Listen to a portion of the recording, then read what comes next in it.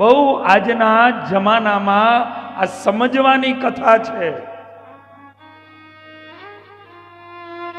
ઘણી વખત વ્યક્તિ જાણતો પણ ન હોય અને ત્રાહિત વ્યક્તિ પોતાના સ્વાર્થને સિદ્ધ કરવાને માટે કોઈ વ્યક્તિને ખોટે ખોટા ચિતરી નાખતા હોય છે. આજે આ કલિયુગ છે અને કલિયુગની અંદર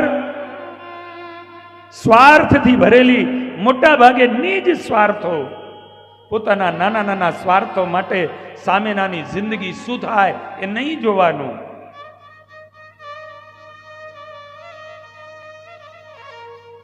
વિચારજો,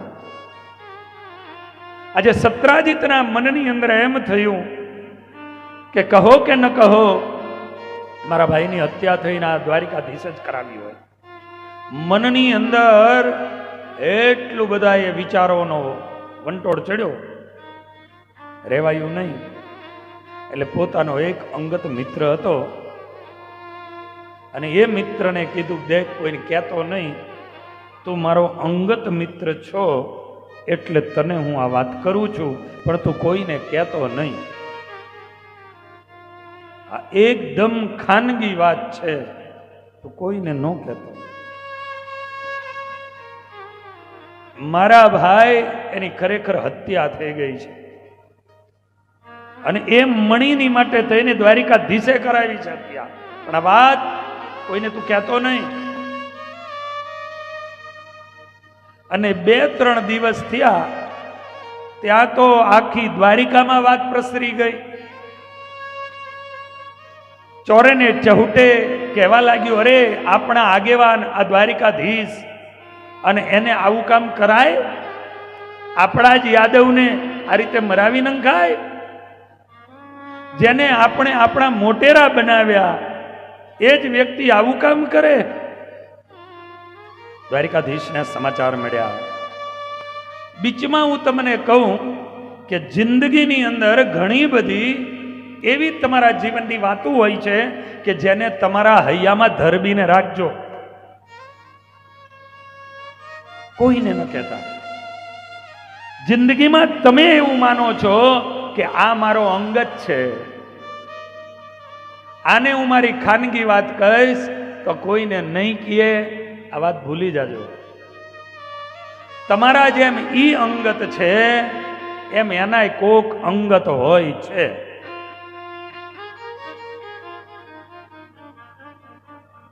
એટલે તમે એમ માનો કે તું મારો અંગત છો એટલે તને કહું તું કોઈને ન કહેતો, તો એનો કોક અંગત હોય ને એ એને કે તું મારો અંગત છો માટે તને કહું છું તું કોઈ ન કહેતો, વળી એનો પછી કોક અંગત હોય.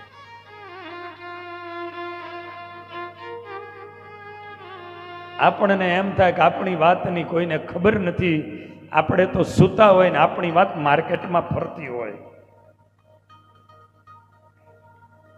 જિંદગીની અંદર ઘણી બધી એવી ઘટનાઓ હોય, જિંદગીની ઘણી બધી એવી બાબતો હોય કે જેને હૈયામાં ધરબીને રાખવી, ક્યાંય ન કહેવી.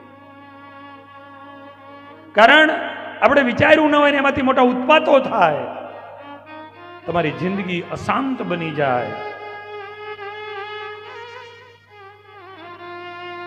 એવો કોઈ સાચો જીવનમાં જિંદગીમાં સદગુરુ મળે ને, અને એનો એ બહુ જ વર્ષો સુધી અનુભવ કર્યા પછી અહીંયા દિલ ખોલવું. બાકી જ્યાં ત્યાં માથા ન મુકાય ને કાપી નાખે. માથું માના ખોરામાં જ મૂકીને હુવાય. એમાં જ એવો એ બીજો ગુરુ છે કે જીવનમાં મળે ને એના ખોરામાં માથા મુકાય, જીવન બદલી નાખે. આજે આ જ ભૂમિઓમાં, હરિદ્વારની ભૂમિઓમાં એટલે ઘણા બધા લોકો છે કે પોતાના વર્ષના 6-8 મહિના સુધી પોતે આ ગંગાના કિનારે પોતાના જીવનો વ્યતીત કરે છે. કરોડોપતિઓ છે, પણ એક દિવસ એના ભૂતકાળો જોવો તો ખબર પડે. પણ જે દિવસે અમારું અને એનું મિલન થયું બેસાડીને સામે ભગવાનની વાતો કરી, જીવનોમાં બદલાવો કરાવડાવ્યા, અને તે દિવસે બથ ભરી ભરી અને રડ્યા ને એમ કીધું કે હવે તમને લૂંટી લેવાશે.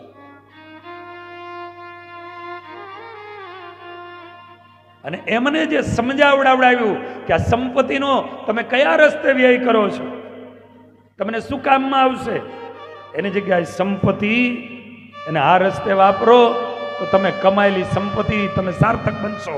અને આજે એવા લોકોની સંપત્તિમાંથી હજારો લોકો પોતાના જીવનમાં સુખ ભોગવે છે. હજારો લોકો, હું હજારો શબ્દ બોલું છું. અમે માર્કેટિંગો નથી કર્યા, પણ જે મળ્યા છે ને એના જીવનો આ હરિકૃષ્ણ મહારાજની કૃપાથી એના જીવનો બદલાવ્યા છે. એના જીવનો પરિવર્તન કરાવવાના કાર્યો કર્યા છે. માત્ર એક સંદેશો, અમે તો ભગવાન સ્વામિનારાયણના ટપાલીઓ છીએ, અમે કાંઈ નથી. અમે એના સંદેશાઓ લઈ અને એનો જે ભાવ હતો કે હર માનવ મહામાનવ બને, મુક્તની વાત તો પછી છે, પેલા એને મહામાનવ બનાવો છે. અરે માણા નથી હોતા. પોતાના ઘરમાં તમે જુઓ, પોતાના પરિવારમાં જુઓ તો એમ આપણને લાગે અમુકના જીવનો જોઈએ ને, આના કરતા તો આ પશુ જન્મ તો હારા હતા. એવા જીવન જીવતા હોય. એવા લોકો જ્યારે મળે ત્યારે એને એમાંથી માણા બનાવીએ, હરિભક્ત બનાવીએ અને મુક્ત સુધીની એને વાટ પકડાવડાવીએ છીએ. આ કાર્યો કરીએ છીએ. માત્ર કોઈ સ્વાર્થ નથી. ભગવાન સ્વામિનારાયણે અને ગુરુની કૃપાથી નાની ઉંમરમાં એટલું બધું મહારાજે આ લોકના સન્માનો આપ્યા છે ને, એક તલ ભાર માત્ર પણ હવે હૃદયમાં સંકલ્પ પણ કોઈ માન સન્માનનો ક્યાંય નથી થતો, સ્વપ્ન નથી આવતું.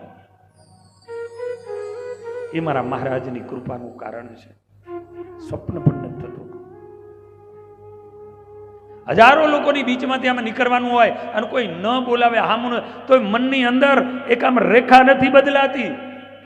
આ મહારાજની દયાનું કારણ છે.